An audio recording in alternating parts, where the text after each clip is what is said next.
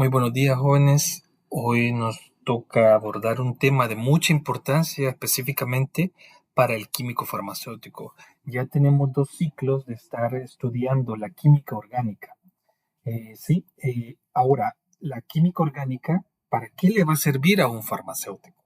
Acá tenemos un tema muy importante, el cual es la química orgánica de los medicamentos. Ahora, la química orgánica, si se dan cuenta, la mayoría de libros no presentan un capítulo específico de la química orgánica de los medicamentos. Sin embargo, tenemos justamente este libro de la química orgánica de Yurkanis, la quinta edición del 2007. El capítulo 30 aborda directamente este capítulo, ya las siguientes ediciones lo quitaron por cuestiones estratégicas, pero ahí quedó ese capítulo que es bastante bonito y es en el cual se va a basar nuestra clase. Prácticamente toda la clase se va a basar de este capítulo de este libro. Para ir iniciando, como estamos hablando de química orgánica de los medicamentos, lo primero que tenemos que entender qué es un fármaco, qué es un medicamento, ¿sí? Es un preparado farmacéutico que está pensado para la prevención, puede ser para la prevención, para el diagnóstico o el tratamiento de una patología. Y esto lo hace a través de modificar algunos sistemas biológicos, como lo hace a través de diferentes mecanismos farmacológicos que tienen estos medicamentos en beneficio, aquí está la clave, a diferencia de una droga, en beneficio del organismo, ya sea un animal, ya sea una planta o ya sea el blanco principal que es una persona, un humano, ¿verdad? Los medicamentos, dice, presentan básicamente cuando escuchan el principio activo, es el que tiene la capacidad farmacológica de ejecutar una función positiva sobre un organismo. Por ejemplo, ese compuesto, ese principio activo, casi más del 90% de todos los compuestos todos los fármacos o principios activos que tienen una acción farmacológica son de naturaleza orgánica. He ahí la importancia. Si se dan cuenta, acá tenemos acetaminofén o paracetamol, el ibuprofeno y la diazepam. Dos analgésicos, uno que va principalmente como analgésico, otro es analgésico y antiinflamatorio, y un antipsicótico, un antipsicótico. Ya podemos ir observando, yo sé que ustedes pueden ir desarrollando y viendo los grupos funcionales que presenta cada uno de estos compuestos. Si se dan cuenta, la clase anterior nosotros hablábamos de compuestos heterocíclicos y justamente acá tenemos un compuesto heterocíclico. Y ahí la importancia de conocer de química orgánica para poder entender bien las acciones de los medicamentos. Muy bien, vamos a hablar ahora, estamos hablando de fármacos o medicamentos, ahora hablemos un poco con respecto también a los nombres. Los nombres, tenemos 2 tipos de nombres en los medicamentos, tenemos nombres comerciales y nombres genéricos. Cuando una, cuando una, cuando la industria farmacéutica, un laboratorio, desarrolla un medicamento que presenta actividad farmacológica comprobable, después de pasar todos los niveles de investigación para poder llevar al mercado un medicamento, esa empresa tiene una patente, ¿cierto? Es una patente que le permite en ese tiempo, puede ser 15, 20 años, dependiendo de la investigación.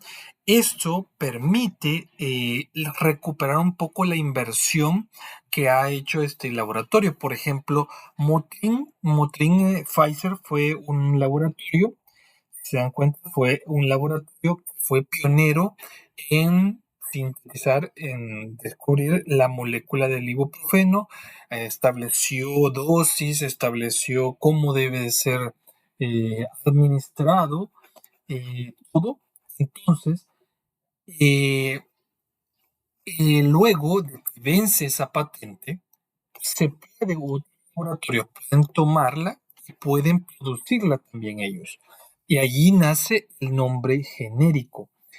Fíjense bien, este nombre comercial le permite al laboratorio que pueda, que prácticamente que él decida qué nombre le va a colocar. Y por lo general le colocan un nombre que sea sencillo de recordar y que sea muy, muy llamativo, ¿verdad? Y sencillo de recordar para la gente. Ahora, pero también a ese mismo laboratorio le ceden la facultad de elegir el nombre genérico para que cuando se termine la patente, los demás ocupen ese nombre genérico. Y, por ejemplo, ellos buscan que el nombre genérico sea relativamente un poco más difícil de buscar. Porque eso les promueve que la gente siga buscando básicamente en la marca, que es Motin, con respecto al nombre genérico, que es, aunque ambas tengan el mismo efecto, que sean bioequivalentes, perdón, que sean bioequivalentes, pero muchas veces por ir ocupando muchas veces el mismo medicamento, termina la persona asociando como que ese medicamento es mejor, cuando la bioequivalencia demuestra que tanto Motrin como ibuprofeno por el laboratorio La Santin es igual en efecto terapéutico. Bueno, perdón, acá solamente ups,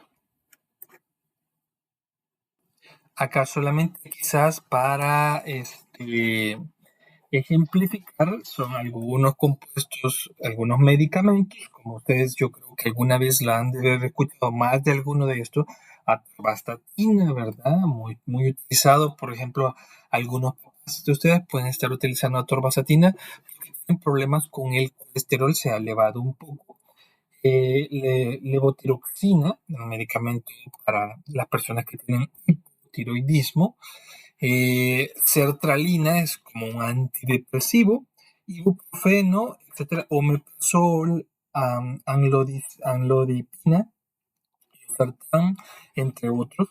Si se dan cuenta, lo que me es importante destacar, todos estos medicamentos que yo sé que muchos los han escuchado ustedes, todos tienen estructuras de naturaleza orgánica. Por ello, la importancia de que ustedes sepan de química orgánica es porque la mayoría de compuestos son de naturaleza orgánica y sufren reacciones orgánicas dentro del organismo para ser eliminados cuando tienen que interaccionar con sus receptores y desencadenar una serie de acciones farmacológicas que más adelante ustedes van a ir estudiando. También vamos a hablar un poco con respecto a los orígenes de los fármacos. Si ustedes, si vemos la historia, principalmente tenemos los fármacos, podemos tener de origen vegetal, tenemos de origen animal, de origen mineral y muchos actualmente son de modificaciones químicas.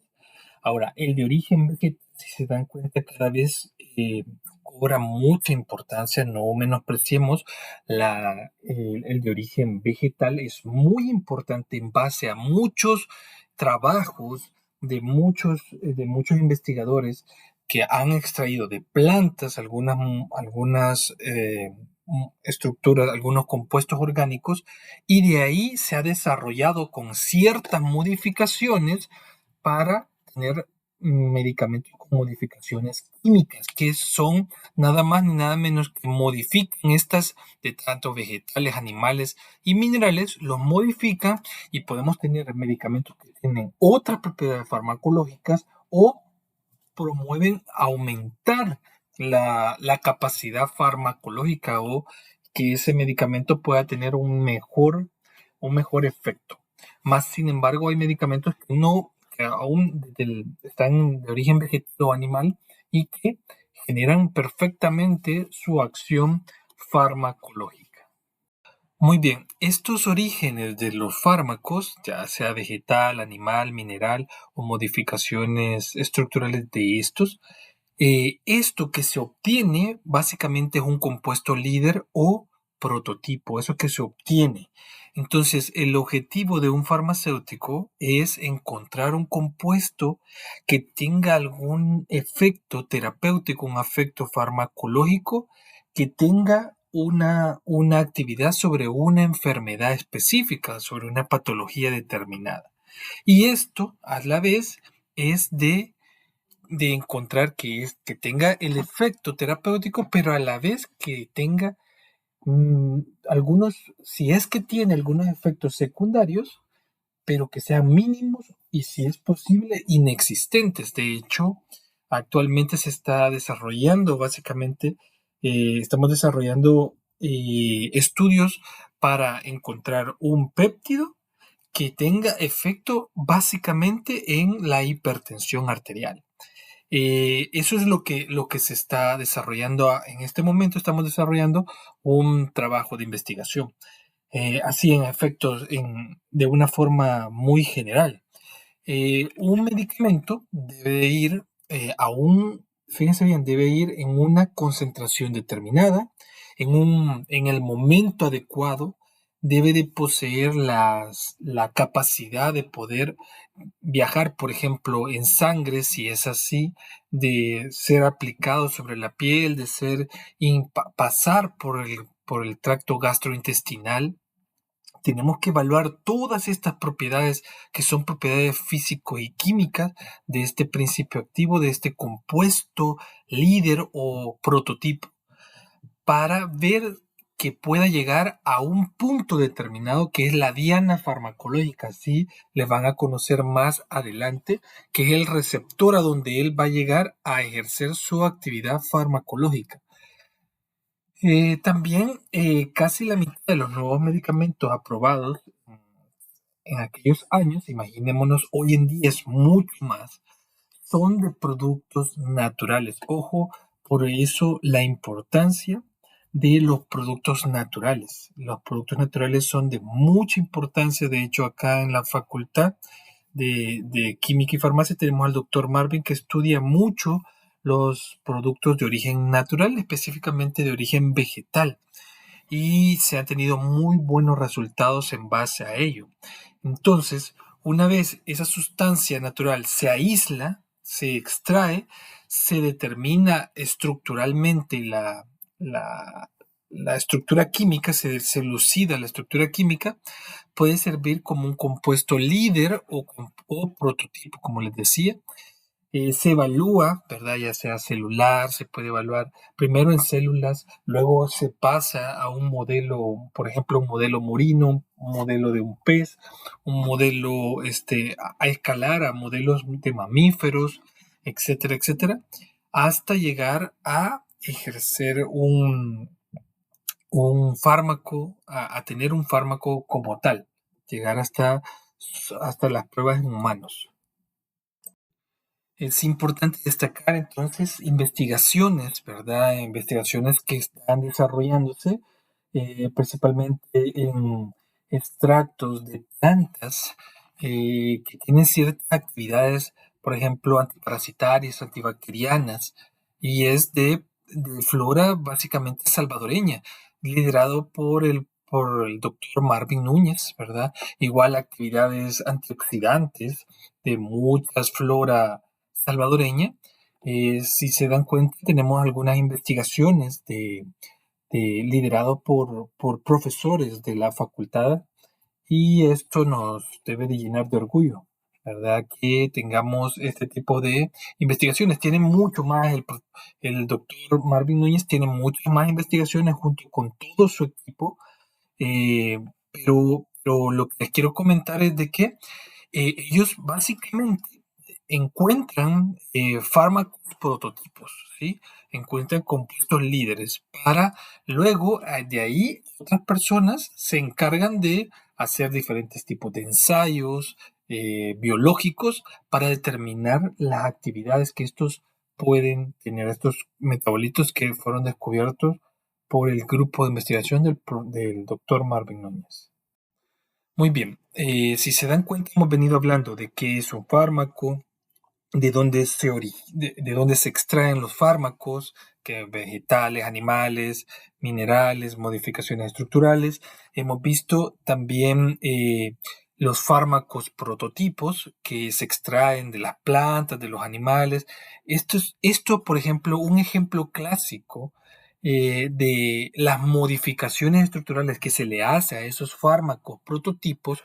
Por ejemplo, un fármaco prototipo podría ser la cocaína. Todos sabemos de que la cocaína es una droga de abuso, pero básicamente es un anestésico local.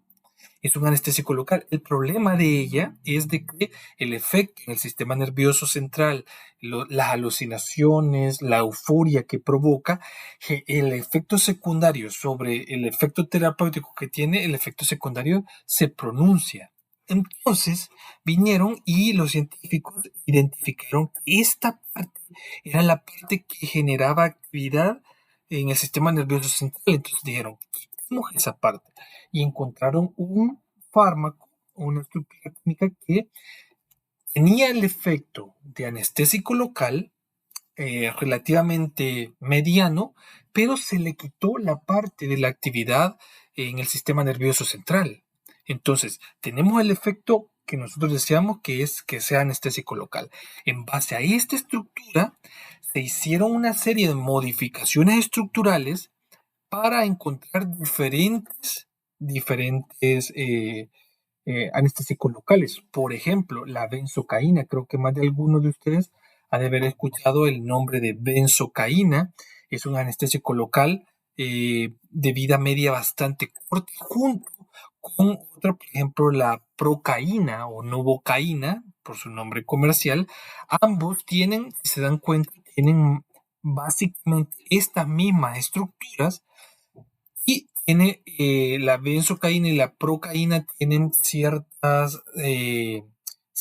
una actividad de anestésico local más grande que el compuesto líder. Entonces, lo vieron de que el tiempo de vida media que tenía actividad farmacológica era bien escaso. Y cuando vieron la degradación de este compuesto, era justamente en este enlace tipo éster, se degradaba, lo atacaban las enzimas y justamente lo degradaban y ya no tenía actividad. Entonces vinieron y dijeron, vamos a buscar una forma que no lo degrade. Ejemplo, un enlace tipo amida. Busquemos un enlace tipo amida. Además de que vamos a colocar un enlace tipo amida, colocaron dos metilos todavía ahí para generar un impedimento estérico para que las enzimas no pudieran entrar. Y obviamente acá nace primer anestésico local, el primer anestésico que es vía subcutánea. Si se dan cuenta, es el primero que pudo ser administrado vía parenteral, pero subcutáneo. Eso hay que dejarlo muy, muy en claro. Entonces, debido a esas modificaciones estructurales, tenemos a un anestésico local con una vida media mucho más grande.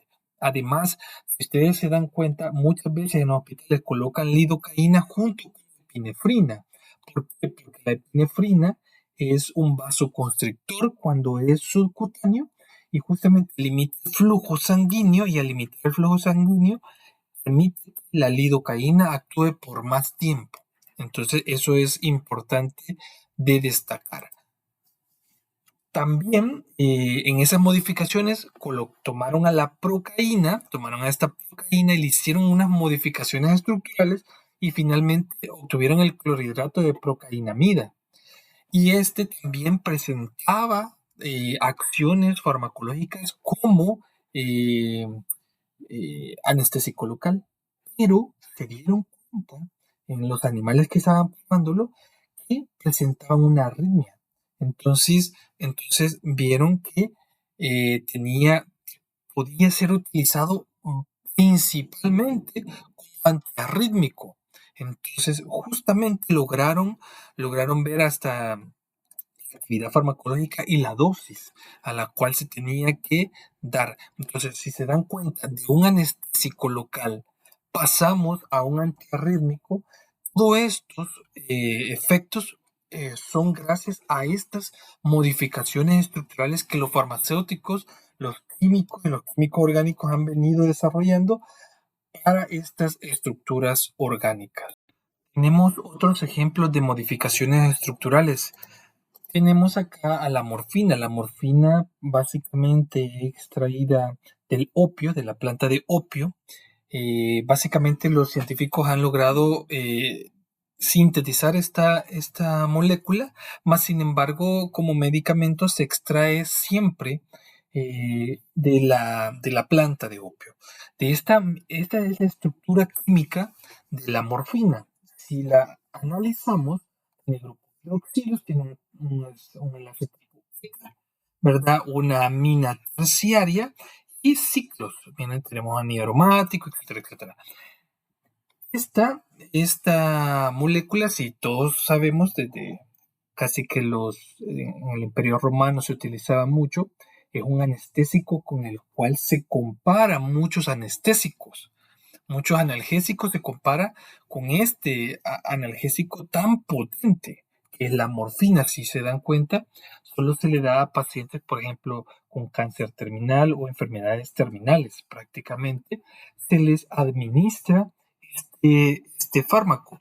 Y esta es su estructura. En base a esto, los científicos vinieron y le colocaron un grupo metoxilo en este grupo H. ¿Qué pasó? Encontraron la estructura de la codeína. Solo esto es la codeína. Más de alguno de ustedes sabrá y habrá tomado alguna vez algunos medicamentos que presentan codeína y dicen que inhiben el centro de la tos, ¿verdad? Y justamente se da para eso. La actividad, con solo este metilo, la actividad analgésica, se reduce a una décima, mientras que la propiedad antiintrusiva crece y por lo tanto se da en estados febriles, en estados, perdón, de gripes con tos. También, si se dan cuenta, si acilamos, porque aquí es con ácido acético prácticamente, con anhídrido acético los grupos hidroxilos se asilan y obtenemos la heroína. Este es una droga de abuso. Si se dan cuenta, como ya no tiene los grupos hidroxilo lo hacen más hidrofílicos, mientras que cuando se le agregan los grupos acetilos, se vuelve más hidrofóbico y puede atravesar más fácilmente la barrera hematoencefálica. Cuando ustedes escuchen eso en farmacología lo van a escuchar mucho. Si necesitamos atravesar la barrera hematoencefálica, lo que necesitamos es hacer a ese medicamento más hidrofóbico. Entonces, acá lo hicieron más hidrofóbico y esto ustedes ya han escuchado más de alguna vez las actividades que tiene la heroína en el sistema nervioso central y como puede atravesar fácilmente esa barrera que hila el cerebro de todas las demás partes del cuerpo, tiene efecto en el sistema nervioso central. A partir de la codeína, observen, se obtuvo otro fármaco, como es el dextrometorfano. También más de alguno ha escuchado este fármaco y es un antiintrusivo que principalmente va justamente al centro al bulbo, sí, al bulbo cerebral y inactiva el centro de la tos. Viene de la codeína que también tiene un efecto sobre la tos, pero presenta un mayor efecto. Hoy en día está prácticamente en desuso muchos de estos fármacos. La endorfina también se logra identificar es un medicamento que no se da en humanos, se da principalmente en animales muy grandes, por ejemplo, elefantes, para tranquilizarlos. También, en base a esto, a la codeína, también es la pentazocina, que se utiliza básicamente para dolores en el parto. Muchas veces ahora hay otros medicamentos, pero esto viene por la modificación estructural que queremos resaltar. Se dio por mucho tiempo y no generaba depresión respiratoria en el bebé como lo podría ser la morfina. Por eso la morfina en una embarazada no se podía dar. Genera una depresión respiratoria tan grande en el bebé que puede matar al bebé. Otra modificación estructural que procede a partir de la morfina es básicamente la metadona. Creo que más de alguna vez la han escuchado. Anteriormente, eso se descubrió por unos científicos alemanes en 1944. Adolf Hitler se le denominaba en honor a Adolf Hitler. Eh, Se descubrió que tenía una capacidad de analgésica muy grande. Se utilizaba en adicciones al dolor por adicción a la heroína, ¿verdad? Ese síndrome de abstinencia. Y también se vio que se podía dar por vía oral. Observen esto, la morfina no se puede dar por vía oral. Tenía una vida media de 24 horas, mientras que la morfina no tiene aproximadamente la vida media de 2 horas. Tiene característica, tiene esta con respecto a esto, la morfina con la metadona. Se descubrió casi 10 años después se hizo la relación estructural, pero si se dan cuenta es un anillo aromático unido a un carbono cuaternario, dos carbonos más allá está unido a una amina terciaria. Si se dan cuenta, un carbono cuaternario, este es el anillo aromático, dos carbonos más allá está unido a una amina terciaria. Entonces, de la metadona se obtuvo la alfa-acetilmetadona, que se utilizaba mucho en síndrome de abstinencia también hasta por 72 horas, por 72 horas por la heroína. Y también se obtuvo la isometadona, que muchas veces en un momento se creyó que se había encontrado el mejor analgésico, pero poco a poco se vieron que tenemos otros analgésicos que presentan el mismo efecto con menos efectos secundarios. Pero observen las diferentes modificaciones estructurales que se han venido desarrollando para obtener mejores fármacos. Y ahora vamos a hablar un poco con respecto a la evaluación aleatoria ciega. Pero quizás solamente para mencionar acá, se dan cuenta, eh, cuando les mencionaba de todo esto, estas modificaciones estructurales se dan, por ejemplo, acá. Sí, se da una reducción del grupo carbonilo y una acilación. Acá se da una modificación de la metilación, y esto ya genera diferentes compuestos con diferentes actividades farmacológicas. Entonces, esto, jóvenes, son las modificaciones estructurales para encontrar, y cada uno de esos compuestos se evalúa para ver la actividad farmacológica que van presentando. Esto es un trabajo cada vez, es muy grande, muy, muy grande. Por ello, como estos trabajos son demasiado grandes, ir extrayendo, hay personas que se especializan solo en eso, en las modificaciones estructurales, otros se especializan solo en aislar una gran cantidad de compuestos. Otras personas vieron una metodología distinta, que es la evaluación aleatoria. ¿Cómo es eso? Lo que hacen es que buscan compuestos farmacológicamente activos, que aquellos tienen cierta actividad, sin la ventaja de la información acerca de la estructura que pudiera tener actividad. O sea, le evalúan, es una evaluación en muchos tipos de enfermedades. Por ejemplo, Paul Ehrlich fue pionero en esto, porque él evaluaba miles, pero miles de compuestos orgánicos, por ejemplo, diferentes compuestos orgánicos en una gran cantidad de enfermedades, ¿sí? Entonces, el compuesto 606, Salvarsan, se estaba evaluando específicamente, querían evaluarlo frente a querían evaluarlo frente a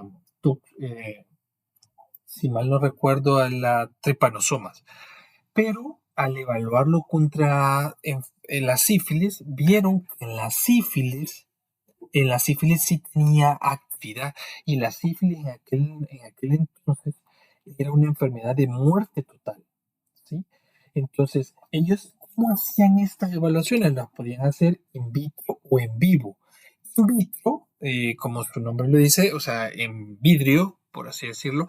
Aquí también lo hacemos, ahora se tiene no solamente in vitro, sino también se tiene, eh, perdón, esto es celularmente, se cultivan células, bacterias, etcétera, y se evalúa sobre esas células o bacterias. Ojo, básicamente se puede evaluar entre células y bacterias lo in vitro, ¿sí? Inhibición de una enzima, de una célula o de una bacteria, la viabilidad de alguna bacteria o alguna célula, y lo que también evaluaban en vivo, evaluaban la metabolización de este compuesto, las diferencias de eficacias frente a una enfermedad que padecía el, el animal, que podía ser un modelo murino. En este caso un modelo murino es un modelo de ratón, un modelo de rata, ¿verdad?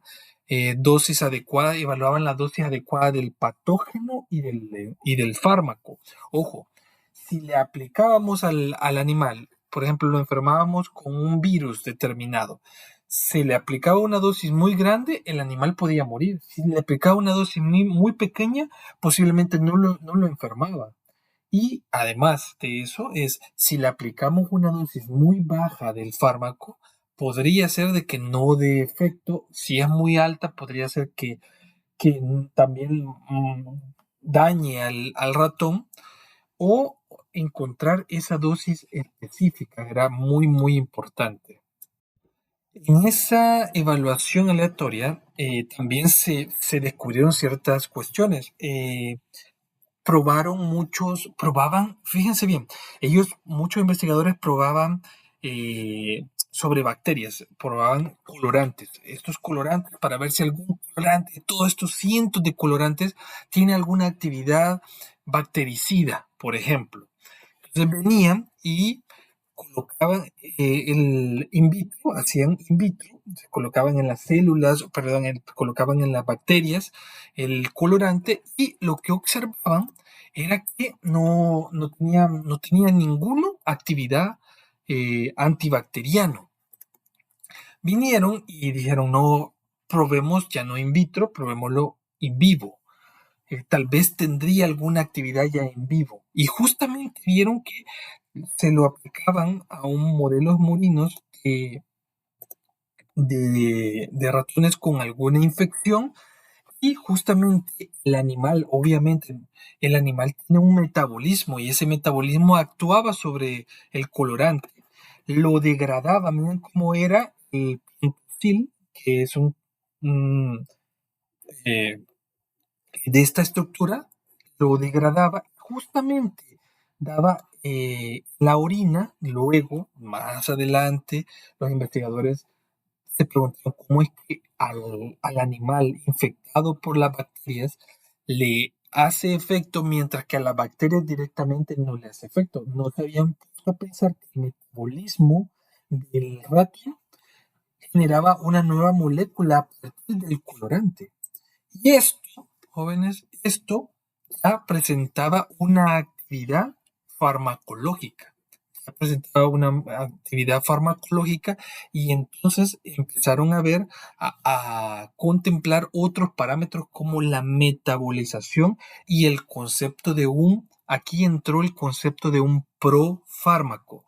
¿Qué es un profármaco? Más adelante ustedes lo van a estudiar más a fondo, pero el fármaco entra con una estructura, el metabolismo, puede llegar al hígado y metabolizarse ahí, genera un metabolito diferente, y ese metabolito diferente es el que tiene efecto farmacológico. También se han descubierto algunas cuestiones por suerte, o tino le llaman, en el desarrollo de fármacos. Se han descubierto algunas, por ejemplo, Una que fue descubierta por pura casualidad fue la nitroglicerina. Muchos mineros utilizaban la nitroglicerina específicamente para detonar, ¿verdad? Y abrir piedras, etcétera, etcétera. Pero se dieron cuenta que la nitroglicerina, los que estaban muy cerca de ella, generaba algunos dolores de cabeza. eh, y poco a poco fueron descubriendo de que esta nitroglicerina lo que tenía era la capacidad de generar una vasodilatación.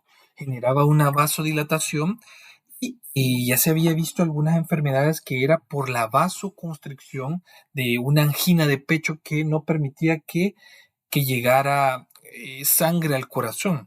Entonces se empezó a utilizar la nitroglicerina para generar esta vasodilatación y poder restablecer a la persona que iba a padecer un infarto, ¿verdad? Cardíaco. Otro medicamento que se fue prácticamente por suerte es este Lithium. Ya vamos a ver este 3-óxido de quinazolina, este 3-óxido de quinazolina, lo que se quería era realizar una SN2, por así decirlo. Esta amina, esta metilamina, se esperaba de que al hacerlo reaccionar este 3-óxido de quinazolina con esta amina hubiéramos obtenido este compuesto que podría tener algunas actividades farmacológicas, más sin embargo, nunca tenía ninguna actividad farmacológica. O sea, no tenía la actividad farmacológica deseada. Entonces, con el tiempo se almacenó y luego, antes de desecharlo, un trabajador lo evaluaron, pero lo evaluaron para el efecto tranquilizante. Y justamente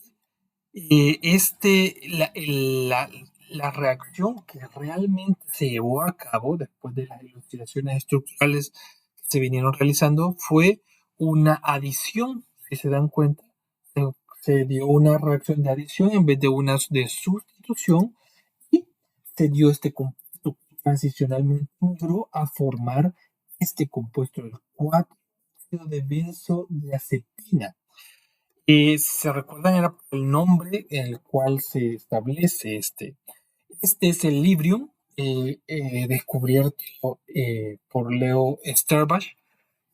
Básicamente, de acá partió toda una serie de compuestos que son tranquilizantes, básicamente. De aquí del Librium como fármaco prototipo se obtuvo la benzodiazepinas, la clonazepam, ¿verdad? La diazepam, clonazepam, lorazepam. Todas estas establecidas como benzodiazepinas. Entonces, fue simple y sencillamente por estar probando, básicamente fue como descubrieron esta nueva serie de compuestos farmacológicamente activos. Al igual, ¿verdad? Acá tenemos otro, el sildenafilo o Viagra. Fue también por casualidad, no fue con una intención. Realmente se estaba evaluando específicamente para hipertensión pulmonar, básicamente. Lo extraño es de que el patrón de personas eran personas un poco mayores que tenían una hipertensión pulmonar. Lo extraño era que todas las dosis nadie devolvía, eso es extraño, que nadie devolvía eh, ninguna muestra, todos la consumían y hasta solicitaban necesitar más, pero no se hablaba mucho de ello, ¿verdad?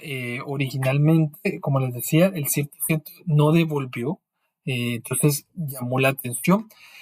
Inmediatamente este sildenafilo fue estudiado y algunos empezaron a mencionar el efecto adverso que era una erección, ¿verdad? Eran personas mayores que ahora sí podían, que anteriormente tenían disfunción eréctil, ahora sí podían tener una erección.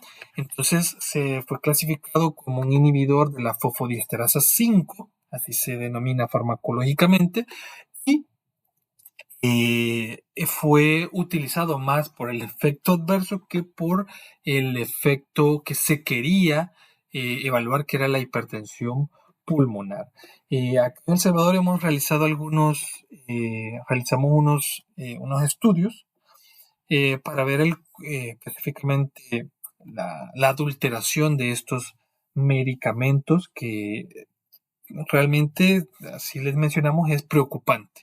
Es preocupante cómo adulteran muchos medicamentos diciendo que son de origen natural, pero lo adulteran con sildenafilo.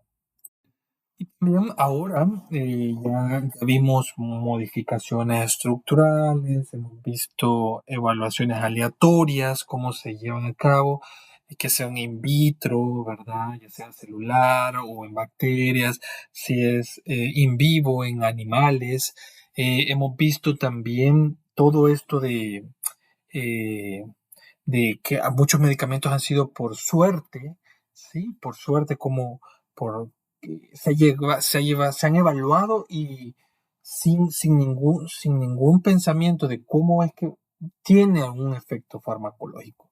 Ahora, estos fármacos, todos tenemos entendido que llegan a un receptor. Todo fármaco tiene que llegar a un receptor que va a ejercer, ojo con esto, que en ese receptor va a ejercer la actividad, va a ejercer una función que este receptor va a generar una señalización celular que va a generar un efecto farmacológico.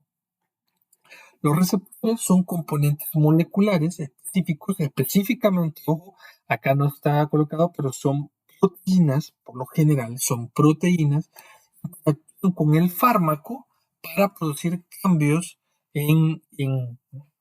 nivel prácticamente celulares. Estos receptores tienen naturaleza, como son proteínas, tienen naturaleza quiral, o sea, que no aceptan cualquier estructura, tiene que ser una estructura específica con una estereoselectividad específica, ¿sí? Con una quiralidad específica. Son muchas veces glucoproteínas, lipoproteínas, y no todas las células tienen el mismo receptor. Ojo con esto, no todas las células del intestino no van a tener los mismos receptores que las células cerebrales, ni las células musculares, etcétera, etcétera. Todos van a tener diferentes tipos de receptores y eso significa que van a llegar a diferentes puntos, diferentes fármacos. Los receptores pueden estar en la membrana, la gran mayoría se encuentra en la membrana de la célula y otros se encuentran en el citosol y en el núcleo. Ojo con esto. Estos receptores, ojo, tienen ciertas características, como son hechos, están formados por proteínas. Las proteínas están constituidas por aminoácidos, entonces van a tener ciertas cargas también y cierta quiralidad, como decía. Los medicamentos, o no solamente los medicamentos, sino las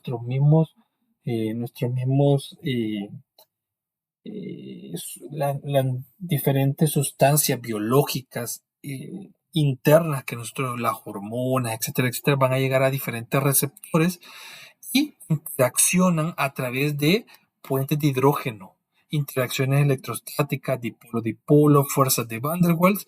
Cuando se ajusta perfectamente todas estas interacciones en su receptor con el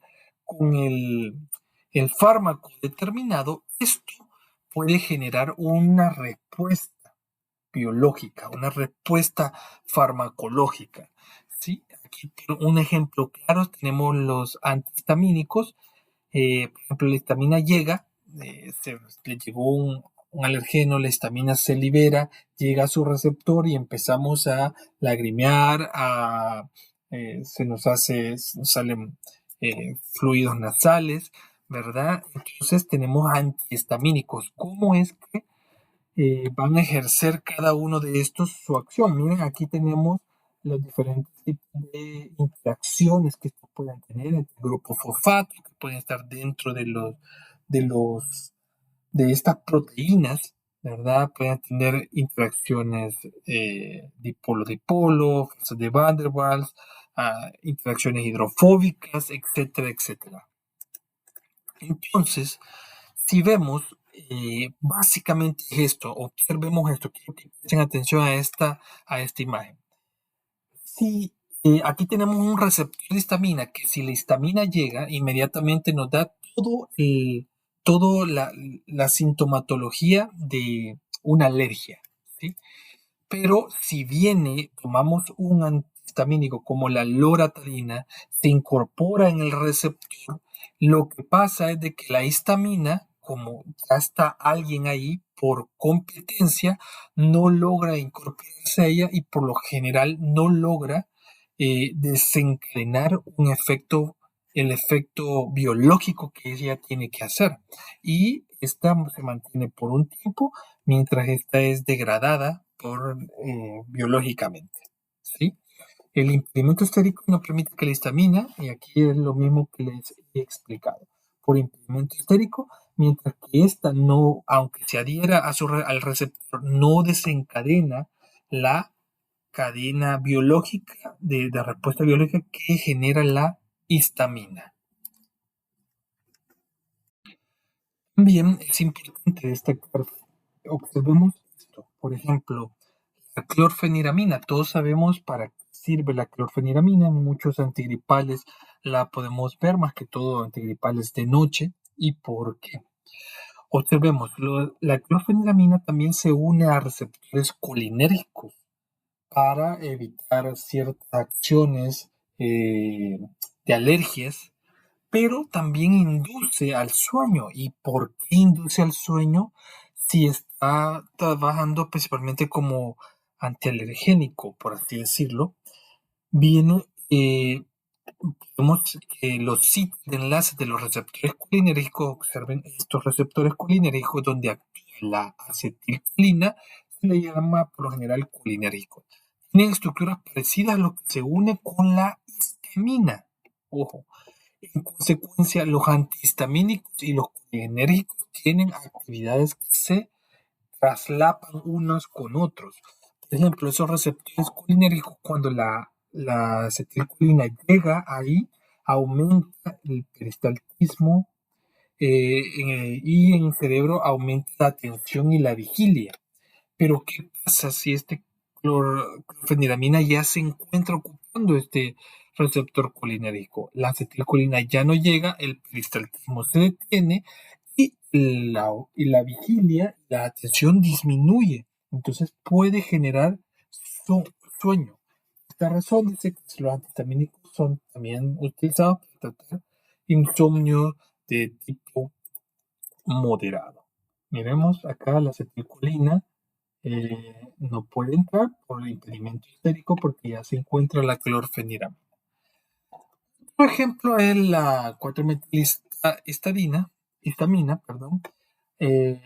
Dice acá que a mayor histamina, mayor secreción ácida en el estómago tendría que ser, pero los antihistamínicos no ejercen ninguna acción en la secreción ácida, lo que hace deducir, ojo con esto, un nuevo tipo de receptor H2. Cuando ustedes vean en farmacología, van a estudiar los tipos de receptores de histamina, van a H1, H2, H3, y van a ver de que justamente los antihistamínicos no actúan en el mismo receptor donde actúa la histamina a nivel gastrointestinal. Aquí tenemos la cimetidina y la ranitidina, que sí bloquean receptores de histamina como tal en el estómago. Y acá, si se dan cuenta, solamente es para ejemplificar cómo es que actúa ese medicamento.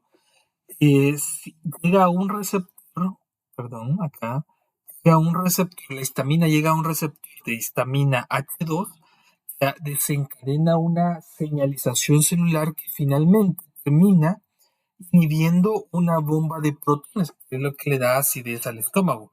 Lo que hace cuando la histamina está muy pronunciada, genera mayor activación de esta bomba y genera mayor acidez. ¿Qué hace la ranitidina hace mucho tiempo, utilizaban simetidina. Todas estas lo que hacían era venir y, mm, y bloquear prácticamente a este receptor para que la histamina no llegara más, no generara esa acidez. Para seguir hablando con respecto a receptores, tenemos el receptor de la serotonina que está involucrado en las migrañas. Y entre ello tenemos este medicamento, el sumatriptan y metrex. Este medicamento actúa sobre este receptor. Ayuda mucho en las migrañas, ayuda principalmente, eh, tiene efectos justamente cuando se ven las migrañas, por lo general comienzan con un aura y la persona ya sabe que se avecina la migraña, el dolor de cabeza. Entonces se toma el sumatriptan en ese momento, ayuda a controlar estos dolores de cabeza. Tiene algunos efectos adversos como enrojecimientos, calores, etcétera, etcétera. Y en base a hicieron algunas modificaciones estructurales para llegar a otras moléculas, si se dan cuenta, con la misma base, con el mismo núcleo. Miren, como tenemos que actuar sobre el receptor de serotonina. Veamos cuál es la base del receptor de serotonina, lo imitamos. Estos medicamentos también son nuevas generaciones de la sumatriptan, como solmitriptan, rizatriptan y naratriptan. Todos estos tienen mejoras sobre el sumatriptan, especialmente en las vidas medias, son un poco más largas, un poquito menos de efectos secundarios cardíacos y mejor hidrofobicidad para actuar, para que pueda penetrar más fácilmente la barrera hematocefálica y poder ejercer su efecto. Se toma principalmente en tabletas, hay ungüentos, hay sprays, hay de muchas formas, hasta inyectables, de sumatriptan y sus derivados. Y acá también tenemos que destacar que al evaluar compuestos, muchos compuestos que se modifican, no es raro encontrar compuestos que tienen una actividad farmacológica totalmente distinta. Por ejemplo, la sulfonamida es un antibiótico. Al hacer unas modificaciones estructurales, podemos tener la tolbutamida, que es un hipoglucemiante, que permite disminuir las concentraciones de azúcar en sangre fácilmente. Es desde un antibiótico a un hipoglucemiante, es muy distinto, pero la base estructural es muy parecida y la actividad farmacológica es totalmente distinta. Entonces tenemos que tener todo esto en mente. También existen otros ejemplos como la metacina, un antihistamínico. Al hacer algunas modificaciones estructurales, obtuvimos la cromacina, que es un antipsicótico. Observen la semejanza estructural, pero un antihistamínico a un antipsicótico está totalmente diferente. Y este antipsicótico bloquea, sus acciones son muy, pero muy distintas. Imaginen, bloquea receptores de dopamina en el cerebro. ¿Qué efectos adversos genera esto? Pacientes con el medicamento desarrollan movimientos involuntarios. Básicamente, esos son los efectos adversos bastante graves de esta clorpromacina. Entonces, tenemos que tener ese contexto de que pueden ser diferentes, puede tener una actividad, pero no necesariamente va a tener la misma actividad al generar la modificación estructural. Y acá, si observamos también otra modificación estructural muy distinta en su efecto al final, es la clorpromacina. Si se sigue modificando, llegamos a la tiorridacina, que pues, es un tranquilizante, pero con menos efectos secundarios problemáticos que la clorpromacina. No tiene esos efectos de movimiento de algún miembro eh, involuntariamente y tiene ese efecto tranquilizante como un antipsicótico. Y finalmente, para hablar de estas modificaciones, tenemos la difenidramina, Benadryl, son antihistamínicos, se hacen algunas modificaciones estructurales y tenemos la fluoxetina o Prozac para el nombre comercial, que es un antidepresivo y es útil para otros problemas psiquiátricos. Inhibe principalmente el canal recaptador de serotonina en el cerebro. Pues eso, imagínense la semejanza estructural, puede tener alguna semejanza estructural, pero ojo, hasta la actividad farmacológica varía demasiado. No necesariamente tiene que ser porque viene de una modificación estructural con la misma actividad, no necesariamente.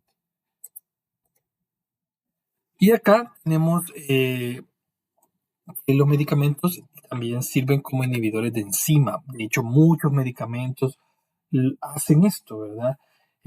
Inhiben enzimas. Existe gran cantidad de medicamentos que inhiben químicamente las enzimas. Desde la química orgánica se puede explicar los pasos cómo se realizan dichas inhibiciones enzimáticas. Ejemplo de medicamentos que inhiben enzima, miren, uno es la aspirina, el acetaminofén, el ibuprofeno, la penicilina, la fluoroquinolonas, entre muchos más. También tenemos algunos medicamentos como la penicilina. Ojo con esto, la penicilina, si se dan cuenta, inhibe la enzima transcriptasa que ayuda a sintetizar esa enzima, ayuda a sintetizar la pared de la bacteria. Y al inhibir esta enzima, obviamente ya no se puede sintetizar muy bien esa pared. Recordad que las enzimas son proteínas conformadas por aminoácidos y tienen grupos orgánicos que pueden reaccionar con estructuras químicas de los fármacos. Si se dan cuenta acá, reacciona, ¿verdad?, con la penicilina y la penicilina lo que hace es genera esa transcriptasa está activa al reaccionar con la penicilina, una enzima que tiene la bacteria que le ayuda a formar esta pared. La penicilina llega, se une a ella, la inactiva y ya no puede generar esa pared. Entonces, esa bacteria tiende a morir. Muy bien, como nosotros, como acá la bacteria, este es el mecanismo prácticamente el mecanismo de defensa que realizó o la resistencia a medicamentos que realizó la bacteria. Como con la penicilina, nosotros les comenzamos a atacar con mucha penicilina, como se comenzó a atacar y la bacteria iba muriendo por la inactivación de la transcriptasa.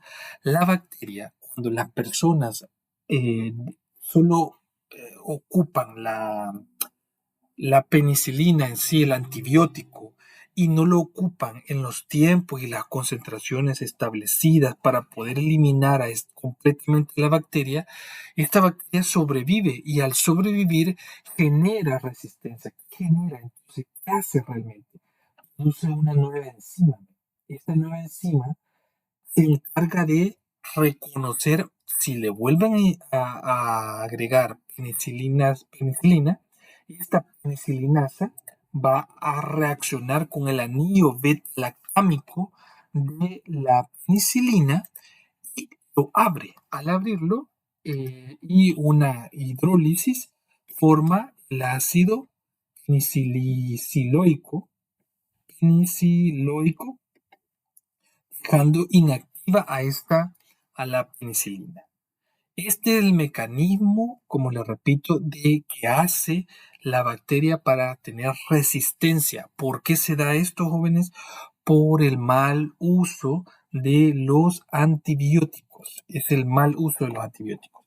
Entonces, en respuesta a esto, el humano que hizo, el farmacéutico que hizo, mire, la penicilina le agregamos una sulfona y al agregarle esa sulfona, este, vamos a intentar meter a la penicilina junto con el ácido clavulónico, una penicilina más ácido clavulónico, dice.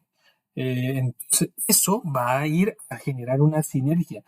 Esto, la sulfona va a ir a actuar, a reaccionar básicamente con la penicilinasa que había generado la bacteria para que la penicilina vaya a ejercer su acción en la transpeptidasa.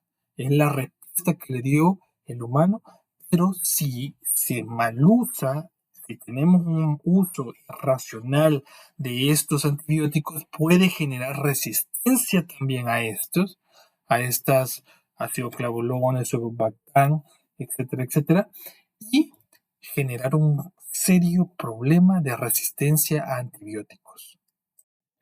Y acá está el mecanismo, cómo es que lo hace. Mira, aquí tenemos la sulfona, la penicilinasa, acá, ¿no?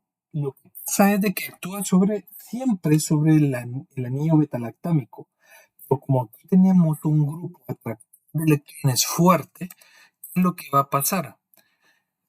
Va a abstraer este par de electrones, miren, y este migra para acá, este par de electrones y este para acá. Forma un éster que puede generar una hidrólisis del éster, pero esto no se lleva a cabo, sino que lo que forma es una imina. Esa imina que se forma se, se estabiliza con un grupo amino de esta enzima y finalmente forma estos dos enlaces covalentes entre la enzima y el inhibidor, generando finalmente una penicilinasa inactiva, mientras que se ha enviado otra penicilina que va a la transpeptidasa a inactivar la síntesis de la pared como anteriormente habíamos hablado. Y justamente acá, miren, la penicilina fue descubierta entre fue utilizada en 1944 a 1952. De hecho, se sigue utilizando, pero ya prácticamente en estas fechas de 52 ya teníamos un 60% de resistencia para penicilina frente a Staphylococcus aureus, ¿sí? Hay un 60%, en el 62 ya teníamos las quinolonas y se tenía un 60% de resistencia a diferentes de estas bacterias. Fluoroquinolonas, que son los arsenales que ahorita tenemos, hay otros más recientes, pero ya existe un porcentaje de resistencia muy grande dentro de la población.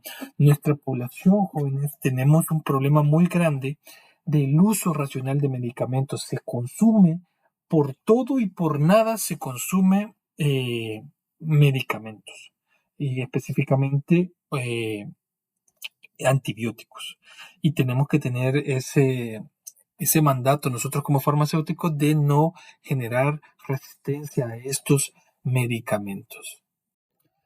Y vamos a hablar un poco de diseño de un sustrato suicida. Por ejemplo, aquí tenemos el concepto de dosis efectiva o ED50. La dosis efectiva es la dosis que produce, ojo, el efecto terapéutico máximo en solamente el 50% de animales ensayados. Esto estamos hablando de ensayos en vivo.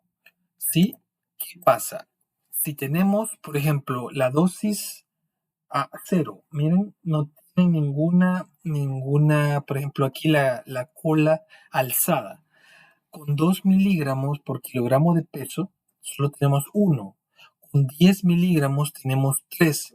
Con 20 miligramos tenemos ya 2, 3, 4, 5, 6, 7, 8. Con 100 miligramos tenemos más de 9.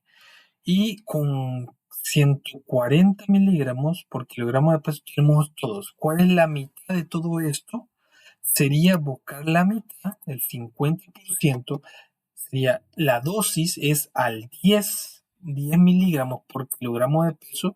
Esta es la dosis efectiva 50. La dosis efectiva al 50% es esto. Y es un dato importante. ¿Por qué? Por este dato podemos ir viendo más o menos dosis más adelante.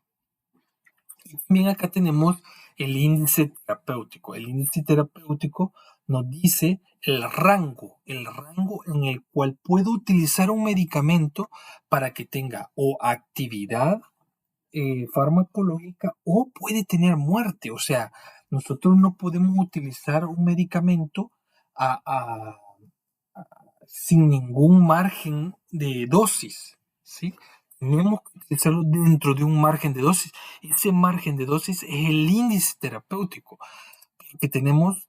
Eso genera ese margen, ¿verdad? Entre, por ejemplo, un medicamento que puede dar actividad respiratoria normal o inactividad y generar muerte. Generar muerte. Ese es el índice terapéutico. Muy bien, ahora vamos a hablar un poco con respecto al análisis de estas estructuras que hemos venido estudiando. Estas estructuras se pueden analizar por el análisis QSAR. Es un, es un acrónimo de la relación cuantitativa entre estructura y actividad por sus siglas en inglés. Pero el análisis QSAR es una herramienta que nos sirve básicamente es una herramienta que sirve básicamente para predecir. Este es un modelo computacional que mide tanto las propiedades físicas y químicas para predecir, fíjense bien, predice con todas esas propiedades físicas y químicas la actividad que posiblemente biológica que éste podría tener.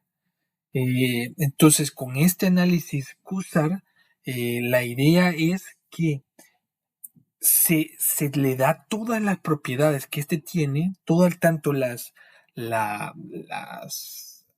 reales como las posiblemente teóricas, él las va a diseñar en un modelo matemático y predice aproximadamente qué tan viable puede ser una molécula. Por lo tanto, tenemos 1000 moléculas. Con este análisis QSAR nos lo puede limitar a unas 100 moléculas, por ejemplo, porque todas las demás moléculas no sirven desde el punto de vista estructural, desde un análisis matemático, contemplando todas las propiedades físico-químicas. Entonces, ese es un análisis QSAR que es muy utilizado actualmente, no es una tecnología muy nueva, pero es muy utilizado actualmente para poder investigar diferentes compuestos que son prometedores para tener alguna actividad farmacológica. También tenemos el modelo molecular. Este modelo molecular lo que hace básicamente es también un modelo de computadora, un modelo computacional, que lo que predice es, tenemos una estructura, fíjense, con el QSAR podemos elegir y seleccionar las mejores, las que posiblemente tengan las mejores propiedades farmacológicas. Y luego venimos y sabemos, esta molécula puede ser, QSAR nos dijo que podía ser para hipertensión. Entonces lo vamos a evaluar en el receptor de angiotensina 1, angiotensina 2, perdón. Entonces lo vamos a evaluar en ese receptor de angiotensina 2 y miramos cómo se evalúa tridimensionalmente con todo y cada una de las cargas que posiblemente podría tener ese receptor de AT2.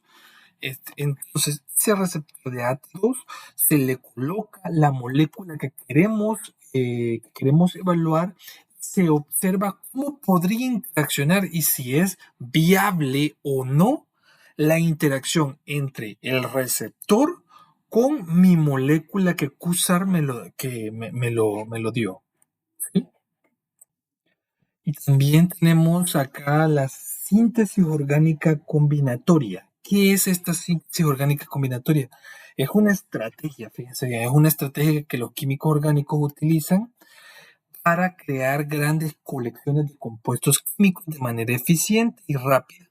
Esta técnica se utiliza principalmente en investigación farmacéutica y química medicinal para descubrir nuevos compuestos con propiedades que posiblemente sean terapéuticas. Por ejemplo, acá tenemos una benzodiazepina y lo que hacen es partimos de una 2-aminobenzofenona cualquiera, ¿sí? un aminoácido cualquiera, lo sacan de acá, un aminoácido cualquiera, y de un grupo alquilo cualquiera. Y empiezan a probar varias veces con esta benzofenona.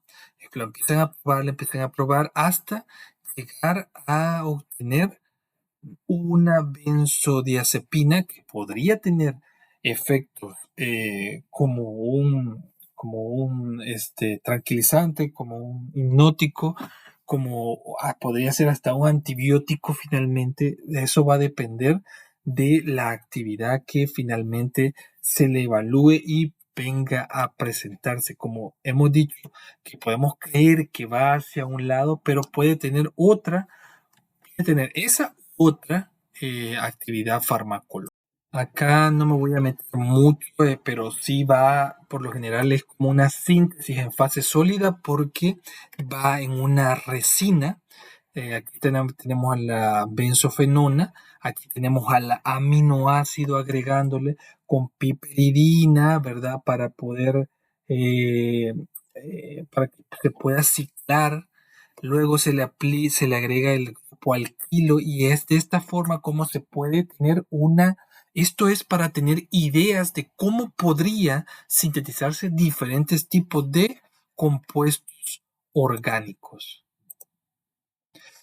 Y también tenemos los medicamentos antivirales. Estos, si se recuerdan, creo que en biología han visto un poco de esto, que la replicación del virus puede ser del material genético. Esto puede ser, depende del virus, si viene por ADN o ARN.